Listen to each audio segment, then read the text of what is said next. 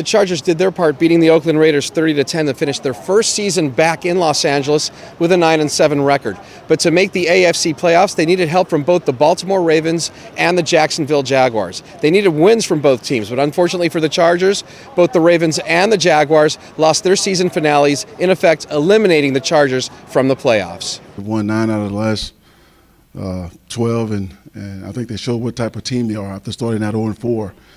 Disappointing we didn't make it to the postseason, but we couldn't control any of that. You have a Miami team beat, you got to win. You have a Jacksonville team beat, you got to win.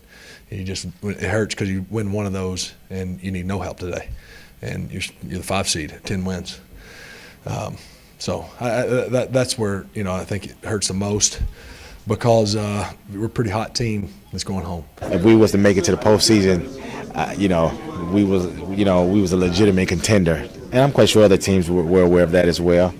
And just unfortunately, sometimes in this league, when you have a slow start, 0-4, it's hard to do. It's hard to overcome. Chargers tight end Antonio Gates finished his 15th season with the Bolts, and although it was in a backup role in Los Angeles, he was still very effective down the stretch. The future Hall of Famer wants to come back for a 16th season for one goal only, and that's to win an NFL championship. I'm more comfortable playing the starting role than I am the backup role, getting targets and things of that nature.